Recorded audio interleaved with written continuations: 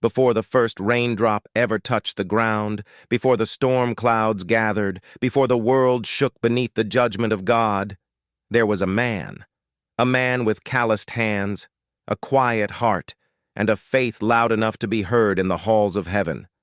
His name was Noah, a father, a husband, a farmer, a simple man in a world complicated by sin. And yet, Scripture says something powerful. Noah walked with God. Genesis 6:9. In a generation where everyone walked away from him, Noah walked with him. That's where our story begins. Part 1. A world on the edge of self-destruction.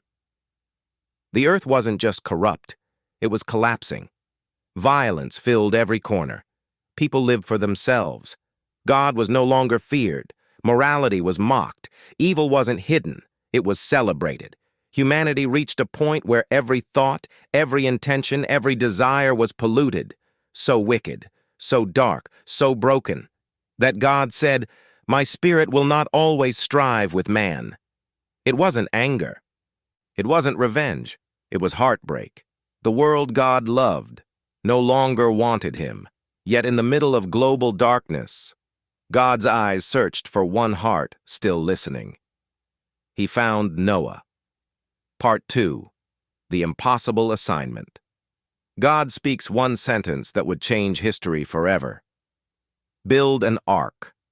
Not a boat, not a canoe, not something for a fishing trip. An ark. Longer than a football field, taller than a 4-story building. A massive structure the world had never seen, for a storm the world had never imagined. Why Noah? Because Noah didn't argue. He obeyed. God said, "A flood is coming." Noah had never seen rain. The world had never experienced judgment. The sky had never opened before. But Noah believed anyway. Faith doesn't require understanding, just obedience. Part 3. 120 years of faithfulness. Imagine the scene. Noah cuts wood. Noah hammers nails. Noah builds a giant vessel in the middle of dry land for 120 years. People laughed, people mocked, people ridiculed. Old man, where's the rain? Noah, you've lost your mind. You're building a boat for a storm that doesn't exist. But Noah kept building. Every hammer strike echoed one message.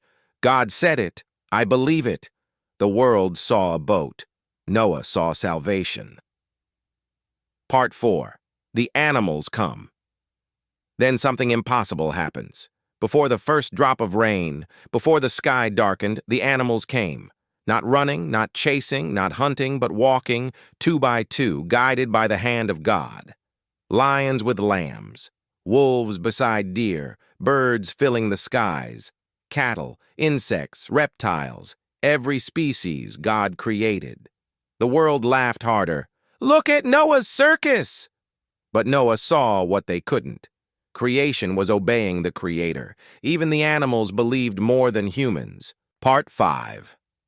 The door God closed. When the last animal was inside, Noah and his family entered the ark. And then, God shut the door. Noah didn't close it. His sons didn't close it. God himself sealed the entrance. Why? Because mercy has a limit. Judgment has a moment. And when God closes a door, no one can open it. For 7 days, nothing happened. The sky stayed clear. The sun shone. People mocked louder than ever. See, Noah, nothing's happening. You wasted your life. But on the 7th day, the ground shook. The sky cracked. The fountains of the deep opened. Water exploded from beneath the earth. Thunder roared across the heavens. The impossible became reality. Part 6. When the sky broke open.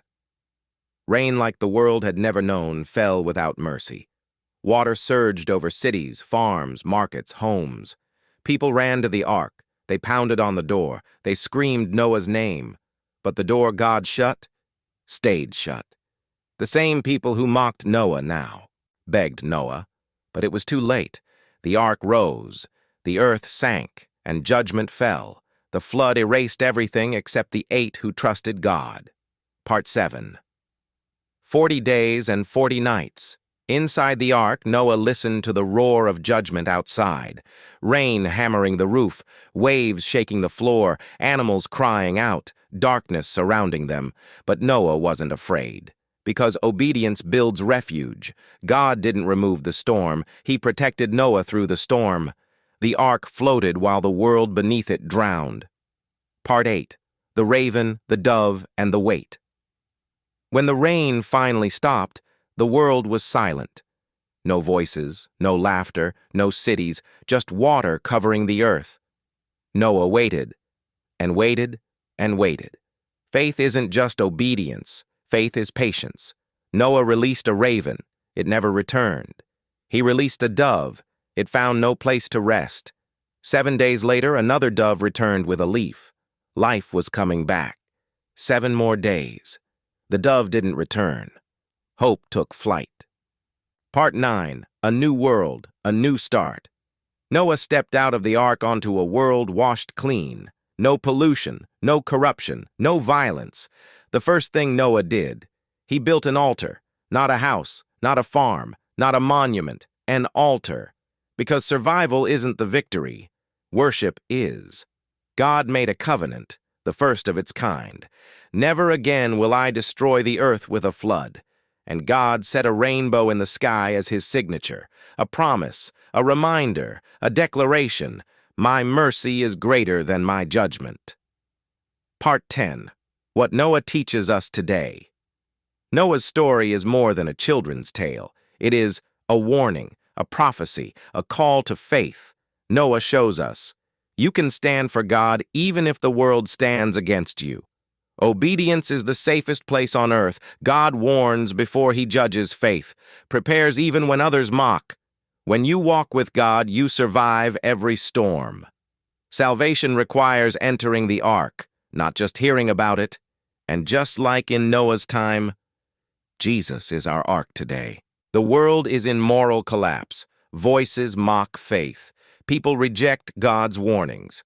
But the invitation stands, enter the ark. Come into Christ before the door closes, ending hope after the storm.